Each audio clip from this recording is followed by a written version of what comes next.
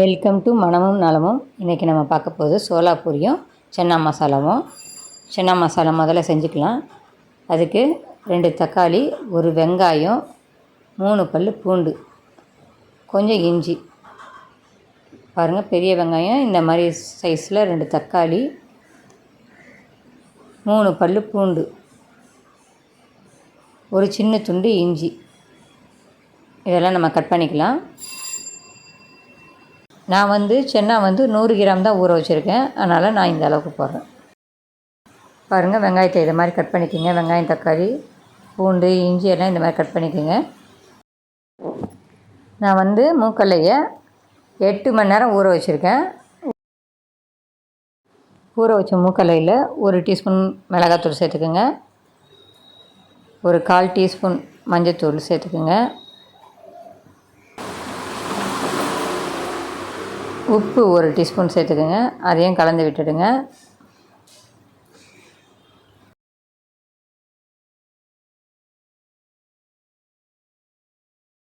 அந்த வெங்காயம், தக்காளி, இஞ்சி, பூண்டெல்லாம் போட்டு அதை அப்படியே பருப்பு மேலே வச்சுடுங்க. குக்கரு மூடி போட்டு அடுப்பில் வச்சு 3 விசில் வச்சு எடுக்கலாம். 3-4 விசில் கூட வச்சுக்கலாம். பருப்பு வேகிறதுக்குள்ளே நம்ம பூரிக்கு மாவு பிசைஞ்சிக்கலாம். 1 டம்ளர் தண்ணி, அதாவது 200 ml தண்ணி. 200 ml தண்ணிக்கு 3/4 டீஸ்பூன் உப்பு, 3/4 டீஸ்பூன் உப்பு, 3/4 டீஸ்பூன் சர்க்கரை ஒரு 3/4 டீஸ்பூன் எடுத்துக்கோங்க. நல்லா மிக்ஸ் பண்ணுங்கள்.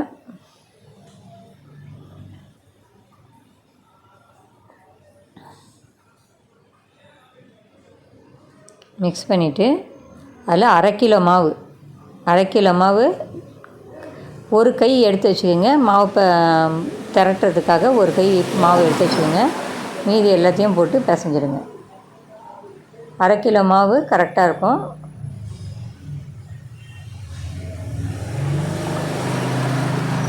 நல்லா டைட்டாக வரும். நல்லா டைட்டாக பிசையணும். மாவை லூஸாக இருக்கக்கூடாது. மாவு டைட்டாக இருந்தால் தான் பூரி நல்லா கிறிஸ்பியாக வரும், நல்லா உப்பி வரும் பூரி.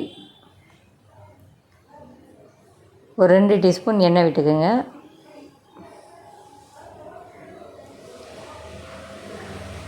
எண்ணெய் விட்டு நல்லா பிசையணும்.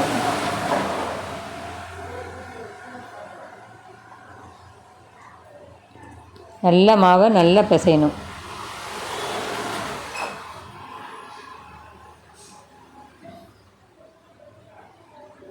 இதை மாதிரி நல்லா பிசைங்க.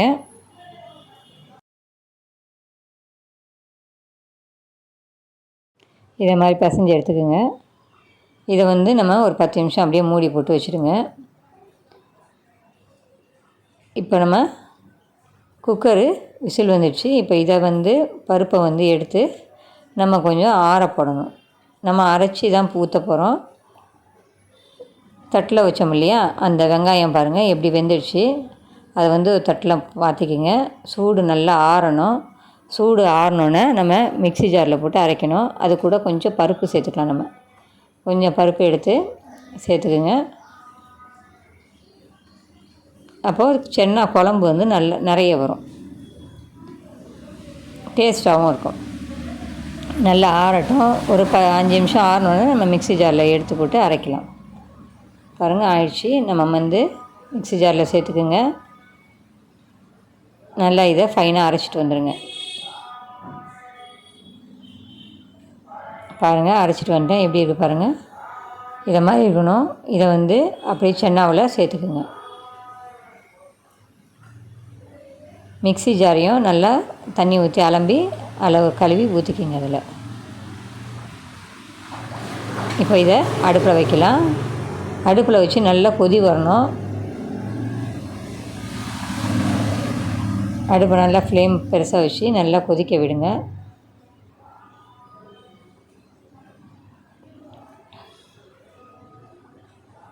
பாருங்கள், நல்லா கொதி வந்துடுச்சு. இப்போ நம்ம கரம் மசாலா சேர்த்துக்கலாம்.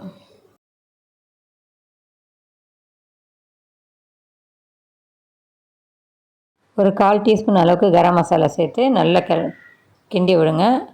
நல்லா கலந்து விடுங்க. இது இன்னும் ஒரு 5 நிமிஷம் கொதிக்கணும். பாருங்கள், நல்லா கொதிச்சிருச்சு. இப்போ நம்ம இதுக்கு தாளிப்பு போட்டுக்கலாம்.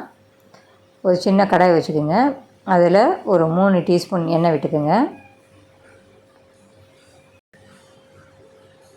எண்ணெய் சூடானோன்னே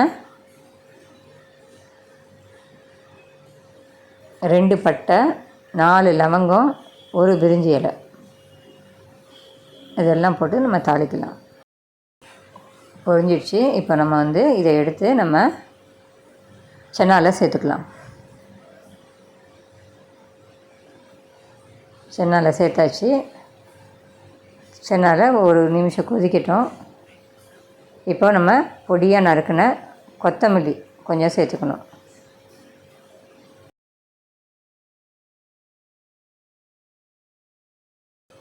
சேர்த்து ஒரு கலந்துட்டு மூடி வச்சிடலாம்.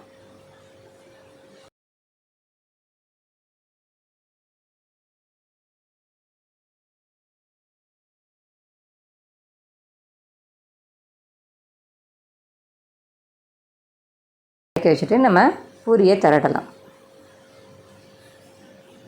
பாருங்கள், பூரி திரட்டுறதுக்கு நான் ஒரு கை மாவு எடுத்து வச்சேன் இல்லையா, அதை யூஸ் பண்ண போகிறேன்.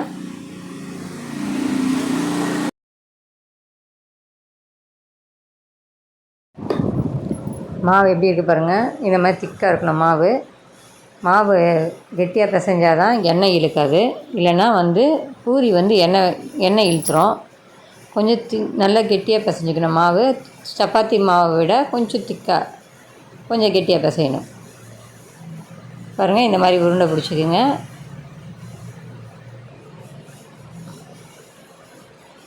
இந்த மாதிரி எல்லா மாவையும் உருண்டை பிடிச்சிக்குங்க. எனக்கு வந்து ஒரு 17 பூரி உருண்டை வந்து கிடச்சிருக்கு. இப்போ நம்ம பூரிக்கு திரட்டிக்கலாம்.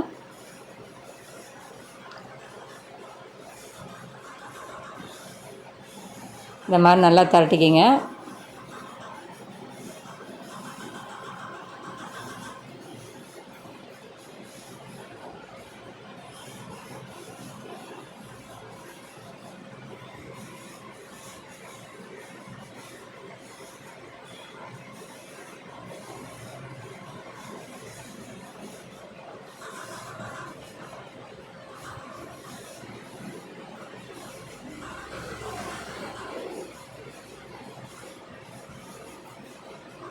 பாருங்கள், இதே மாதிரி எல்லா உருண்டையும் நம்ம வந்து திரட்டி எடுத்துக்கலாம். திரட்டி எடுத்துகிட்டு நம்ம பூரி போடலாம்.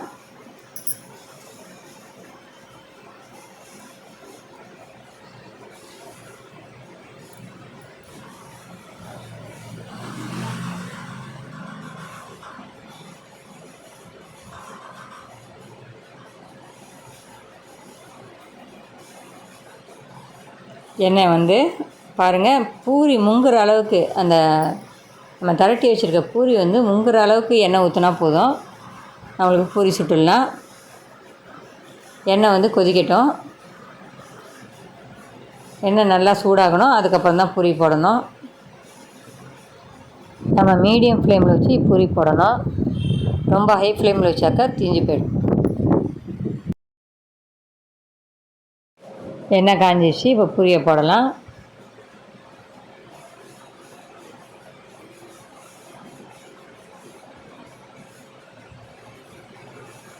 மேலே அப்படியே தட்டி விட்டிங்கன்னா பூரி வந்து அந்த பபுள்ஸ் வந்து நல்லா பெருசாகிடும்.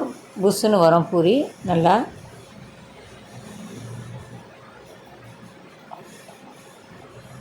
நல்லா வந்து 4 பக்கமும் திருப்பி விட்டிங்கன்னா நல்லா சைட்லலாம் வந்து நல்லா வேகும். இப்போ நம்ம பூரியை எடுத்துடலாம்.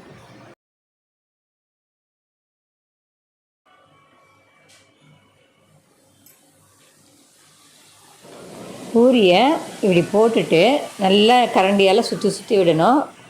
சுற்றி விட்டால் தான் பபுள்ஸ் வர ஆரம்பிக்கும். பபுள்ஸ் வந்தோன்னா பபுள்ஸை தட்டி விடணும். கொஞ்சம் கொஞ்சமாக மெதுவாக தட்டினீங்கன்னா அந்த பபுள்ஸு பெருசாகும். அப்படியே வந்து பூரி நல்லா புஃப்னு வரும்.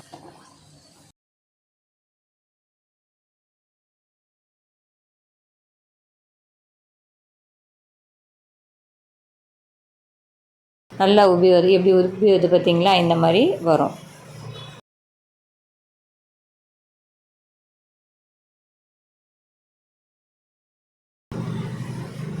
நான் செய்கிற மாதிரியே செய்யுங்க. பூரி நல்லா உப்பி வரும், நல்லாயிருக்கும்.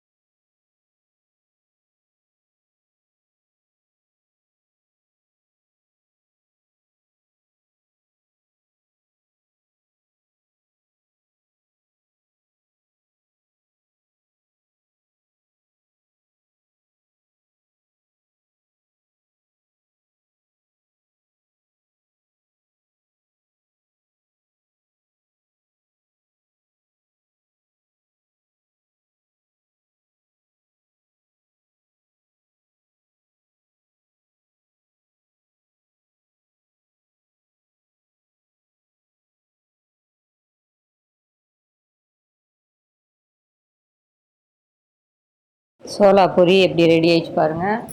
பூரி சென்னா ரெண்டும் ரெடி ஆகிடுச்சு. நம்ம இப்போ சாப்பிட்லாம். இது ரொம்ப சூப்பராக இருக்கும். உங்களுக்கு பசங்களுக்கு ரொம்ப ரொம்ப பிடிக்கும். இந்த மாதிரி நீங்களும் செஞ்சு பாருங்கள். பிடிச்சிருந்தால் லைக் பண்ணுங்கள், ஷேர் பண்ணுங்கள், சப்ஸ்கிரைப் பண்ணுங்கள். நம்ம நெக்ஸ்ட் வீடியோவில் பார்க்கலாம்.